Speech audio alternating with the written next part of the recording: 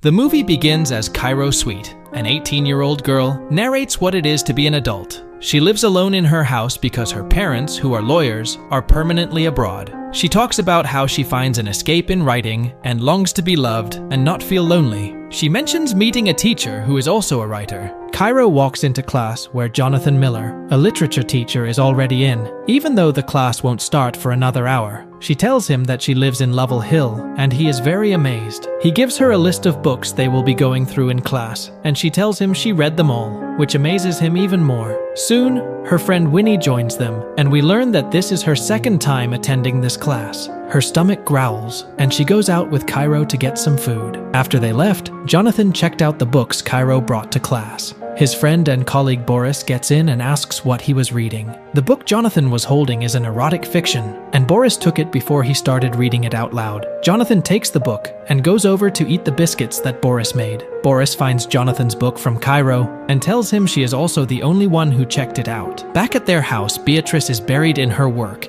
as Jonathan tries to get her attention. He tells her about Cairo and the kind of books she reads. He also lets her know that she has checked out his book from the library, but Beatrice mocks him. She gets a call from Amy, and Jonathan leaves to open some music as she gets angry over the phone. They share a drink as Jonathan starts reciting lines from a book called Under the Roofs of Paris as he kisses her. As they started dancing and making out, Beatrice's phone rang and she had to leave. Boris complains about having a terrible weekend as he and Jonathan are sitting on the court. They looked over to the woods, and Boris told him that there could be ghosts in there, and the plant feeds on the souls of the dead. Cairo walks out of the woods and greets them. Both of them kept asking her questions, and Boris offered her some biscuits before he left, while mocking Jonathan. Jonathan asks if she doesn't get scared walking through the woods all by herself, but she tells him she's the scariest thing in there. As Boris walks into the hallway, Winnie stops him and starts teasing him. He stops and talks to her as she tells him she wants to be in his class and he can tutor her. Cairo watches them converse from a corner. Winnie tells her that she is seducing Boris and asks if she is jealous in a sing-song voice. Winnie and Cairo are in Cairo's house while she is smoking. Winnie asks where her parents could be at this time, and Cairo tells her even though she doesn't know how long they'll be there. Winnie asks Cairo to let her dress her up, saying she can be both smart and hot. Cairo is writing an essay to get into Yale, and she couldn't answer a question that asks what her greatest achievement is. Winnie tries to help her, but they can't find the right answer. She finally tells her to experience something worth writing about. Cairo asks her if she really is going to sleep with Boris, and Winnie tells her she wants an older man to do it with, as it will be her first time doing it. Winnie tells Cairo that Jonathan looks at her differently from all the other students, but Cairo said she couldn't believe it. In class, Cairo kept looking at Jonathan. He then asks her to see him after school. Boris is in Jonathan's class, asking about Beatrice and the book she's writing. He is invited for dinner, and Jonathan tells him to shower before he comes over. After Boris leaves his class, Jonathan opens the music and starts dancing. He finds Cairo giggling when he turns around. They sit by the couch, and Jonathan asks if she's been to the scroll sessions at Sally Bunny's, a poetry salon in a Victorian village, and tells her to go on the coming weekend. The reason why he wanted to see her was because of the story she wrote about a reluctant spider. Then he recited some lines from the story before they continued to talk about the spider. He then tells her that she is talented and offers her a jump start on the midterm. He assigned her to write a short story in the style of her favorite author. He says that it could help with her portfolio for Yale. Cairo tells Jonathan that she read his book and called it grand and tragic romantic horror. Then she quotes lines from his book. He tells her that was the first thing he wrote, and that he hasn't written anything recently since he got married and started teaching. But Cairo challenges him, saying he isn't inspired. Winnie joins them as they're talking. Boris, Jonathan, and Beatrice went out for dinner where Winnie was the waitress. Beatrice asks why their order is not served yet, and Winnie offers a drink on her. Boris and Winnie sneered at each other, and Winnie called Jonathan a boring teacher, to which Boris laughed. Jonathan tells Beatrice that she is Cairo's friend before they discuss about her. Beatrice tells Jonathan that he is better at teaching than writing, and that it isn't for him. They both tell him it's not because he can't write that he's not a writer, it's because he stopped writing and chose to be a teacher. Jonathan was offended. On Saturday, Cairo went to the poetry place Jonathan suggested, hoping to find him there. Soon Jonathan joins her. She asks if he knows all the people there, and if what they're doing is like group therapy. A man named Elliot starts reciting a play as they all listen. After the play was over, Jonathan and Cairo were outside, and he asked if she thought it was going to be bad, and she said yes while giggling. Boris and Jonathan are sitting in their usual place when Cairo brings them coffee. Boris offers her a biscuit he made, and she suggests that he sells them to raise money for his team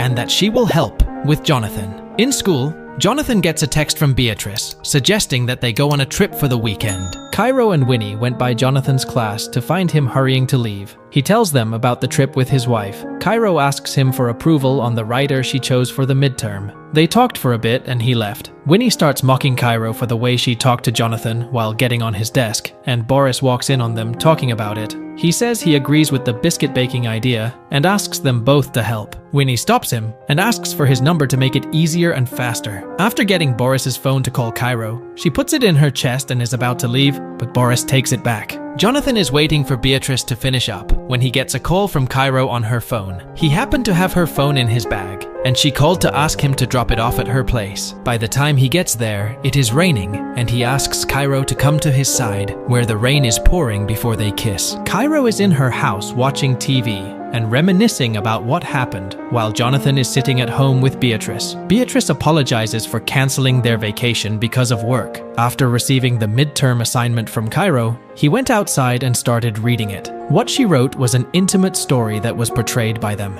Jonathan starts to please himself while reading the story. On Monday, Cairo waited for Jonathan in his class, and he walked past her after greeting her coldly. He tells her that she needs to choose another author because her story is inappropriate. He asks her why she chose that materials, and she answers him that it's about them. She tries to explain to him that the story is appropriate in different aspects, but he tells her to write a new story with a new author. Cairo tells him to stop talking to her like a stranger and tell her what he means, so he tells her to rewrite it. And if she doesn't, he will have to fail her for the midterm. He tells her he feels foolish and calls her a child. She tells him that his writing is bad and calls him a nobody, impotent and mediocre, while crying, daring him to fail her. Cairo walks out, thinking of heartbreak, and refers to it as a car crash. Cairo went home and drank while crying with Winnie by her side. Jonathan gets home and tells Beatrice he had a bad day, to which she offers him a drink. He tells her about the conversation he had with Cairo and the story she wrote. Beatrice excitedly asks him to show her the story. After reading it, she makes Jonathan say how Cairo described him in the story. Cairo asks Winnie to distract her, and she asks her to text Boris saying she's drunk and what he is doing. Jonathan keeps on reciting the lines from Cairo's story as Beatrice takes his hand and makes him touch her. They stopped making out when they saw Boris knocks and get in. Winnie tells Cairo that she wants to be liked by Boris and that she wants him to sleep with her. Cairo makes her tell Boris that she's with her and that they're doing what girls do when they're alone at night. Beatrice finds Boris smiling at his phone and asks who he is texting with, but he won't tell her. He replies to Winnie telling her to go to bed. Cairo gets angry and tells Winnie to take off her shirt as they are going to be making out for Boris. They got very close and started making out while Cairo took a picture and Winnie sent it to Boris. Earlier that day, Cairo had sent the story she wrote to the principal. Beatrice gets a call from there and gives it to Jonathan. Boris suddenly decides to leave, saying his goodbye to Beatrice. Jonathan learns that the principal got the story from Cairo and tells Beatrice about it, and that he thinks that Cairo did it. He says that if she can convince them that something's happened between them, he could lose his job. Beatrice asks if something happened between them as teenagers, which is very dangerous, and if he should know what he's doing. The next few days, Cairo didn't show up to school, and Winnie looked very sad. She asked Jonathan if he'd seen her, but he coldly says he didn't. Cairo and Jonathan are being questioned by the principal, Joyce. Cairo tells her that he gave her the midterm assignment in advance and that they used to meet before, during, and after class to talk about literature. She said that he was impressed that she knew who he was. Jonathan tells Joyce that Cairo is very talented and that he gave her mentorship as she is better than the curriculum. Jonathan claims that they know each other as is appropriate for a student and a teacher. He mentioned the time he went to her place to give her phone back and the vacation he and Beatrice were supposed to go on. He said that he didn't touch her and that when she sent the story, he told her it was inappropriate for school. He realized that there was nothing he could say to defend his position. Boris asks Jonathan if he's in love with Cairo before he tells him that he can't identify the line, and that's why he crosses it. Then they into an argument, and Boris leaves. Jonathan confesses to Beatrice that he's suspended, but soon they get into a fight where it escalates and gets personal. Jonathan calls Beatrice an alcoholic, and she tells him he's boring, and that's why she drinks. That was only the beginning of their fight. Winnie goes to see Cairo and asks what she's doing to Jonathan. Cairo tells her that she's testifying against him in front of the school board because he underestimated her. Winnie tells her she will testify against her, but Cairo blackmails her with the evidence she has of her and Boris. Cairo tells her that this is her greatest achievement.